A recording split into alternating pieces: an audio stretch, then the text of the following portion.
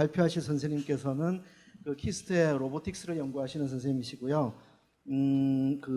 인공지능이 신체를 가진다는 것이 무엇인가에 대해서 유범재 선생님 발표 들어보도록 하겠습니다. 네, 안녕하세요.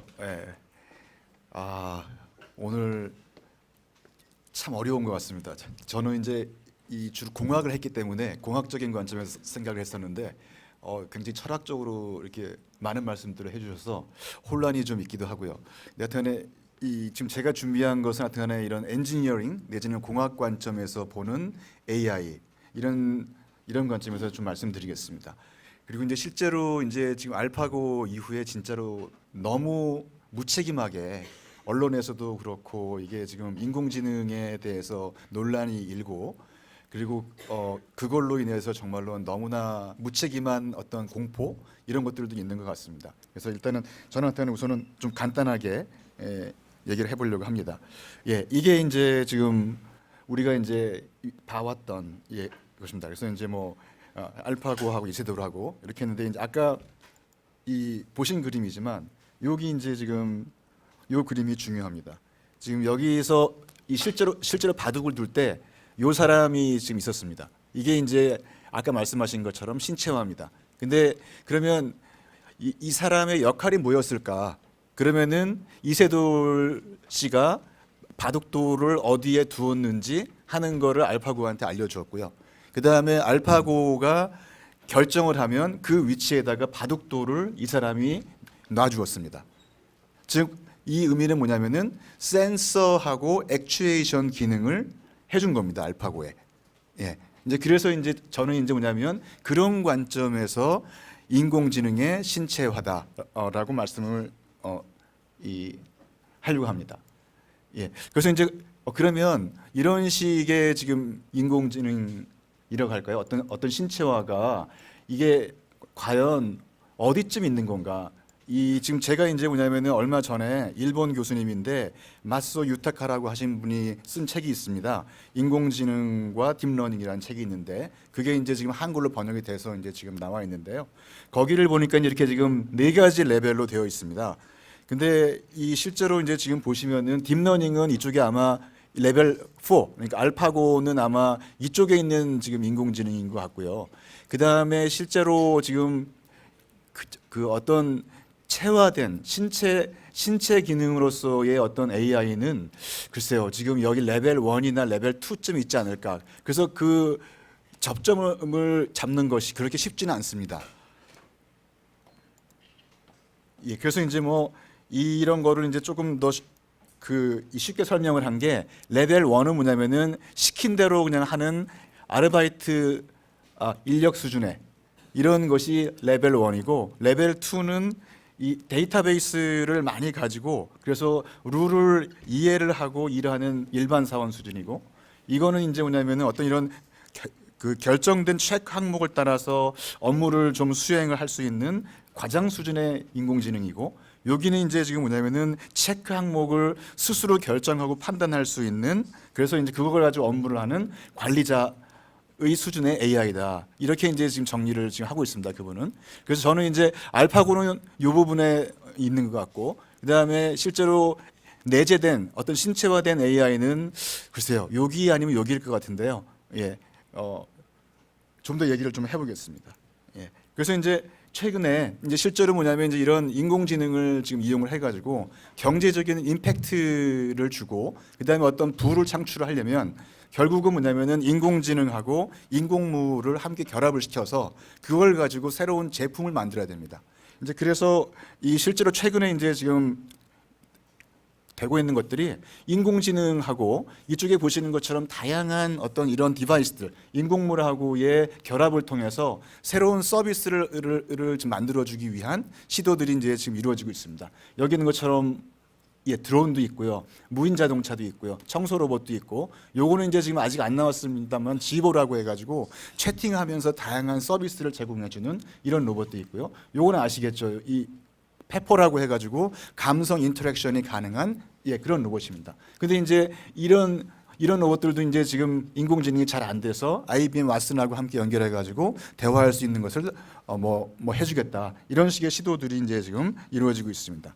그래서 저는 이런 다양한 인공물이 결국은 이게 어떤 신체 역할을 할 것이다. 그러면 신체는 무엇이냐? 센서와 액추에이터와 그 다음에 기구와 그 다음에 어떤 이 플러스 알파로 되는 이런 것이 바로 신체일 것이다. 라고 정의하고 싶습니다. 예. 그래서 이제 이런 것들이 이제 지금 되면은 센서하고 액추에이션을 함께 연결시켜주는 센서리 모터 컨셉이 이제 중요한데요. 이 이제 지금 여기 아래쪽에 보시면 2007년에 나온 이 파이퍼 교수의 지금 이 논문 속에 있는 이런 블록 다이어그램입니다. 여기가 이제 뭐냐면은 실제로 어떤 로봇이나 신체들이 일을 하는 인바이러먼트고요. 여기가 이제 위에서 뭐냐면은 센서 인포메이션을 받아서 어떤 모터 커맨드를 지금 내주는 이 컨트롤러입니다. 이제 그리고 이 부분은 뭐냐면은 바디 자체에서 신체 내부 자체에서 일어나는 다양한 액션들이 이 안에 이제 숨어 있습니다. 그래서 환경에 대한 센서, 그다음 바디 자체 내에서 감지되는 다양한 정보들 그거를 모아서 위쪽으로 옮겨주고요. 그다음에 이제 이거를 가지고 판단을 해서 어떻게 움직여야 하는 커맨드를 주도록 하는 이런 개념이 되겠습니다. 예, 그래서 이제 저는 그 인베디드 AI라고 하는 개념을 이렇게 정의하고 싶습니다. 일단 뭐냐면 신체란 인공물이란 고정된 센서 모터 구조하고 관계를 일정하게 유지시켜주고 그 다음에 이를 제공해주는 물리적인 플랫폼이다. 이렇게 정의하고 싶고요. 이렇게 되면 이제 뭐냐면은 센서하고 모터 간의 관계를 장기간 학습할 수가 있습니다. 이제 그렇게 됨으로써 우리가 이제 쉽게 따라갈 수 없는 높은 수준의 숙련도를 이제 우리가 이룰 수가 있고요. 이제 그러면은 뭐냐면 우리가 의식하지 않고 무의식적으로 이런 것들이 발현이 될 수가 있습니다. 그래서 저는 이런 것들을 소위 체화된 지능이다 그렇게 보고 싶고요. 그래서 이제 그 예가 이제 뭐냐면 우리 TV에서 가끔 나오는 달인들입니다. 이게 뭐 음식을 잘 만들거나 아니면은 뭐 어떤 폭탄주나 이런 것들을 굉장히 귀신같이 만드신 분들 있죠. 이런 분들도 그러니까 아마 그거를 다 계산하지 않을 겁니다. 예. 이제 그래서 이제 이런 관점에서 보면은 조금 더 이제 보면은 아이들이 갓난아기들이 이제 맨 처음에 걷는 것을 배울 때, 그 다음에 물건 잡기를 배울 때, 그 다음에 또 물건을 조작하고 잡을 때, 이럴 때 뭐냐면 자기가 가지고 있는 눈과 귀와 그 다음에 손과 이런 식의 구조의 근간으로 해가지고 배우기를 이제 지금 이 시작을 합니다. 이제 하기 때문에 인공물을 만약에 로봇이라든가 자동차라든가 이런 것들로 이제 지금 본다면 인간형 로봇에서의 어떤 이족 보행 또는 뭐냐면은 보고 뭔가를 매니플레이션 하는 모습. 여러분들 이 앞에 있는 어떤 물건을 탁 집을 때 머릿속으로 이게 지금 나로부터 거리가 얼마 있으니까 내가 팔을 얼마를 움직여서 집어야지 이런 생각하지 않습니다. 그렇죠? 그냥 보고 가서 잡습니다. 근데 로봇은 어떻게 하냐면 계산을 다 해야 됩니다. 계산을 다 하고 그 다음에 저기를 가기 위해서 내가 어떻게 움직여야지 하는 것들을 다 계산을 해서 움직입니다. 이 차이가 있습니다. 이제 하기 때문에 그런 식의 어떤 이런 지능들을 만약에 인공지능의 관점에서 해소해 줄 수 있다면 그거는 굉장히 큰 임팩트가 있을 것으로 봅니다. 예, 그래서 이제 그 대표적인 예가 이런 이제 지금 뭐냐면 아주 간단한 메커니즘인데요. 패시브하게 이족 보행을 해주는 이런 것입니다. 이게 이제 지금 뭐냐면 이 안에 보면은 액추에이터가 아무것도 없습니다. 예, 그냥 경사면에서 움직이는 거고요.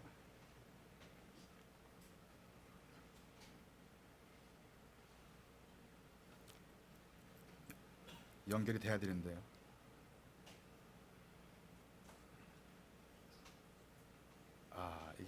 이게 연결 안 되는 것 같습니다. 예. 이게 그래서 지금 뭐냐면은 이게 단순하게 그냥 아무런 것도 없고 메커니즘밖에 없는데 이거를 경사면에다가 놓으면 그러면 안 넘어지고 걸어갑니다. 즉 뭐냐면은 이 안에 걷는 이 그냥 자연스럽게 걷는 그 안에도 어떤 인베드된 인텔리전스가 있다는 것을 보여주는 그런 예입니다. 죄송합니다. 다음번에 있는 거는 저희가 2010년도에 개발한 건데요. 이게 로봇이고요. 그다음에 이 안에 이렇게 5개의 컵이 있습니다. 그래서 이 로봇한테 미션을 지금 주었습니다. 이 동일한 컬러의 컵들을 쌓아라. 이렇게 이제 지금 미션을 지금 주었고요. 그래서 이제 지금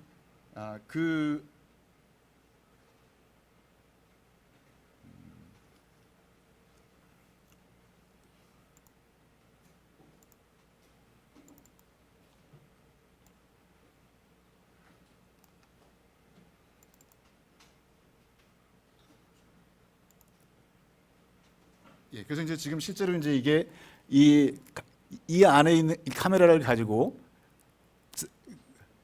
센싱을 해서 컵을 쌓는 모습입니다. 맨 처음에 이 로봇이 스캔을 했는데 일부러 이 안에 있는 것을 없애버렸습니다.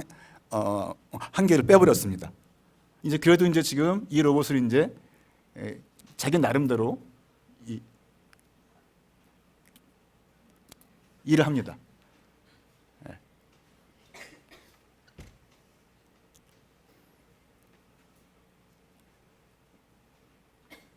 그리고 갑자기 또 이렇게 갖다가 넣었습니다. 헷갈리겠죠. 그러니까 지금 다시 스캔을 합니다. 예. 하지만 이 로봇은 결국은 이렇게 해가지고 자기의 임무를 완성을 합니다.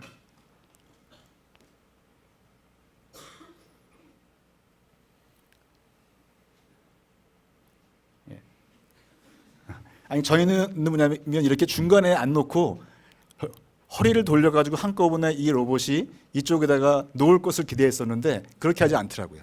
예. 그러니까 지금 이 가운데다가 놓고 옮기는 것을 저희들이 입력을 해준 것이 아니고 로봇이 자기가 만들어낸 동작입니다.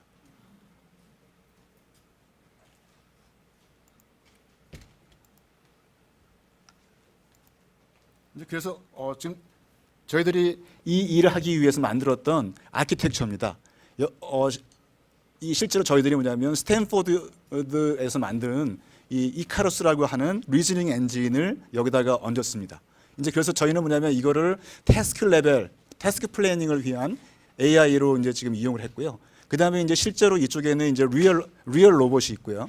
그 다음에 그 중간에 이 AI하고 리얼 이 로봇을 연결시켜주는 비헤이비어 플래닝 레벨이 또 하나가 있습니다. 왜냐하면은 이쪽에서 이 AI 엔진에서 나오는 이 출력은 굉장히 앱스트랙트하고 리스브로 이 프로그램이 지금 된 것이라 이거를 실제로 직접 이쪽에다 넣을 수 없기 때문에 이런 식의 레이어를 이제 함께 넣어가지고 연결을 시켜서 이 전체적인 지금 이 구조를 구축을 했습니다. 그래서 이제 지금 아까 말씀드렸던 이 이카루스 엔진은 이쪽에 보시는 것처럼 쇼텀 메모리와 네, 이거는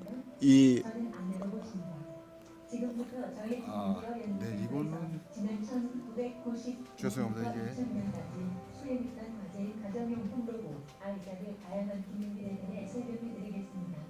첫 번째 방법론은 아이작을 방법 모드로 설정해 죄송합니다.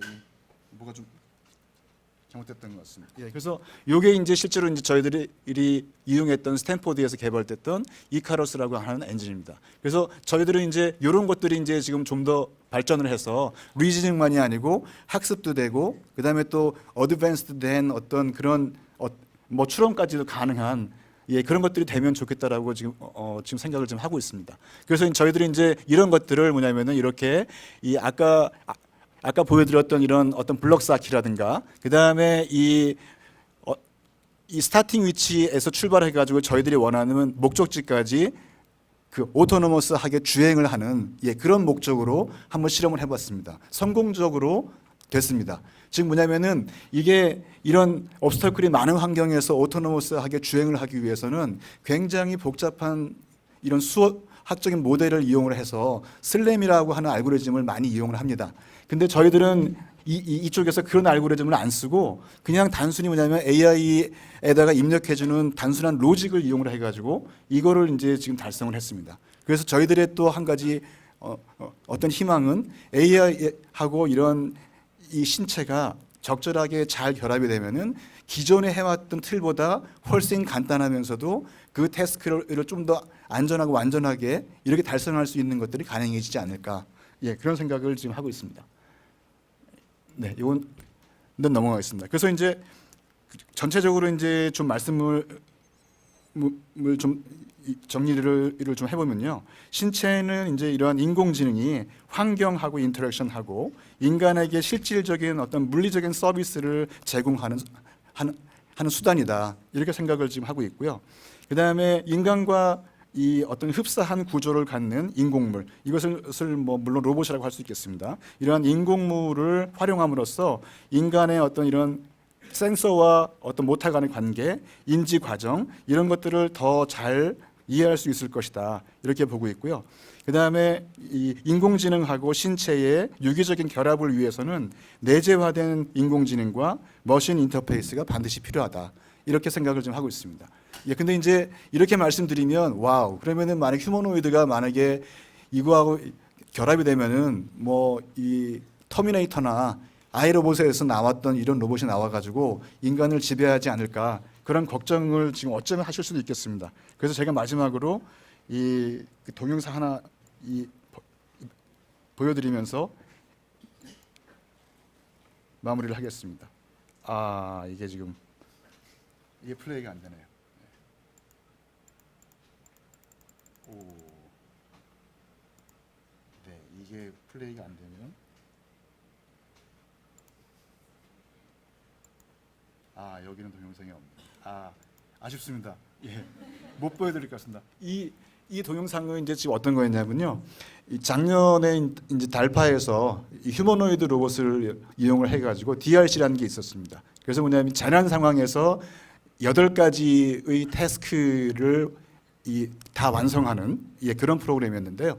거기에 뭐냐면 20넉 대의 인간형 로봇들이 나와서 함께 경쟁을 했습니다. 그 로봇 중에서 그 굉장히 많은 이 로봇들이 실제로 그 태스크를 하는 중에 무참하게 넘어졌습니다. 그래서 넘어지고 깨지고 망가지고 하는 것만 모아놓은 동영상이 있습니다. 즉 그것은 어떤 의미냐면은 아직까지 그렇게 우리가 두려워할 필요는 없다. 예, 그런 말씀 드리고 싶습니다. 예, 감사합니다. 예. 시작할까요? 네. 네, 안녕하십니까. 강원대학교 영입니다.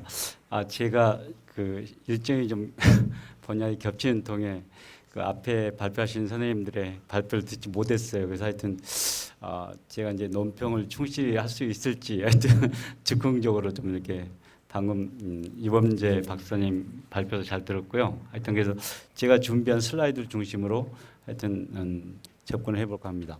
그래서 이제 제 주제는 이 엠바디드 아티피셜 인텔리전스인데요. 이제 제가 제 나름대로 저는 이제 철학이 전공이고 하여튼 인진과학 철학, 뭐 신경과학 철학이 제 전공인데요.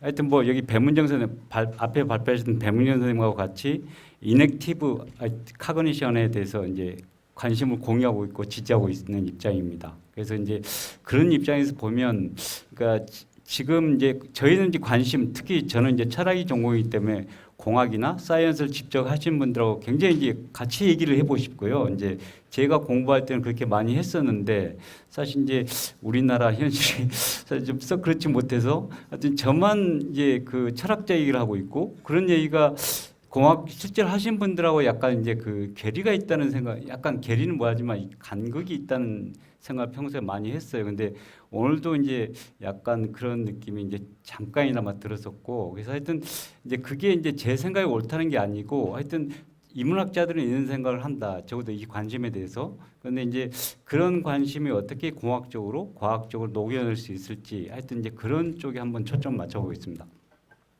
그래서 이제 그 철학자 호글랜드가 이제 고파이란 말을 했죠. 그래서 하여튼 이제 지금 오늘 주제가 이제 이런 고파에 대한 이제 새로운 이제 그 연구자들의 이제 엠바디드 이제 아티피셜 인텔리전스가 이제 제시되고 있는 상황인데요. 근데 여러분도 잘 아시겠지만 이제 여러 가지 철학자들이 이제 여러 명의 철학자들이 또는 인지과학자들이 이런 옛날식의 인공지능에 대해서 이제 비판을 많이 해왔죠. 그래서 예를 들면 이제 드리피스나 뭐 서울 같이 철학자들이나 또는 이제 하나드처럼 이렇게 그 심리학자 이건 이제 심볼 그라운딩 프로블럼을 제시함으로써 이제 하여튼 옛날식의 그 어떤 뭐 지식 표상 또는 이제 내적 체계에 따른 이제 심볼 매니플레이션에 기반한 그런 이제 인지과학 또는 뭐 이렇게 인공지능은 하여튼 문제가 있다 이런 제안을 많이 했었거든요. 그래서 이제 인공지능 학자들이 이제 많이 이제 그걸 고심하고 새로운 스타일의 이제 인공지능 이론을 제시했는데요. 그래서 이제 이게 그 하나드의 그 1980년인가요? 죄송합니다. 이 90년 논문에 이제 압스트에서 뽑아놓은 건데 하여튼 그 어떻게 하면 심볼을 그라운드하게 만들까, 그라운딩할까. 그러니까 그 물리적 세계에 뿌리를 내리게 할 수 있을까에 대해서 이제 요구를 했고, 그래서 이제 나름대로 이제 과학자들이 그 점을 고심한 것으로 보입니다. 고심했습니다. 그래서 이제 여러 가지 이제 그 특히 로봇을 통해서 이제 현실에 뿌리를 내릴 수 있는, 현실에 이제 이렇게 뿌리를 내리고 이제 걸어다니고 뭐 추리하고 아까처럼 이제 컵을 쌓고 이런 걸 할 수 있도록 이제 만드는 것인데요. 그런데 제가 보기에 적어도 이 그런 비판들이 제기한 문제는 뭐냐면 인액티브 이제 아티피셜 인텔리전스를 녹였다고 저는 보여져요. 제가 생각했요. 그러니까 저 번역어를 이제 행위적 이제 인공지능이라고 배문정 선생님하고 저하고 이제 합의를 봤습니다. 번역어를. 그래서 근데 이제 지금 인바디드 AI로 이렇게 수용되고 있는 것으로 보여요. 근데 이제 문제는 저렇게 저건 개념적인 문제니까 상관없을 거라고 생각하는데 뭐냐면 적어도 인지과학자들은 엠바디드라는 그 개념을 저렇게 안 쓰거든요. 그러니까 그 AI 쪽에서 쓰고 있는 현재 통용되어 있는 엠바디드라는 그 개념하고 인지과학 분야에서 사용되고 있는 엠바디드 개념이 상당한 차이가 있는 것으로 보입니다. 그러니까 물론 그게 뭐 전적으로 다른 건 아니지만 인지과학에서 사용되고 있는 그 체화라는 엠바디먼트라든지 엠바디드라는 그런 개념의 상당한 극소수의 일부만을 다루고 그게 마치 전부인 것처럼 이제 그런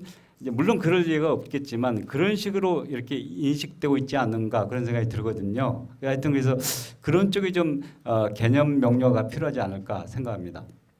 그래서 이제 제가 보기에 엠바디드 AI는 그러니까 이제 제가 보기에는 적어도 인공지능에다 엠바디먼트를 추가시킨 것으로 보여요. 그래서 이제 주로 그 추가시키는 그 엠바디먼트 요소를 어떤 식으로 추가시키냐면 쉽게 말하는 게 로봇이죠. 그러니까 로봇에다 인공지능을 로봇에다 정착시키는 거예요. 그러면 이제 로봇이라는 게 어차피 물리적 신체 바디를 갖고 있으니까 뭐 어떤 나름대로 뭐 하겠죠. 그러면 이제 일단 피지컬이 이제 그라운딩되는 그런 식으로 이제 이해를 되고 있는 것으로 보입니다.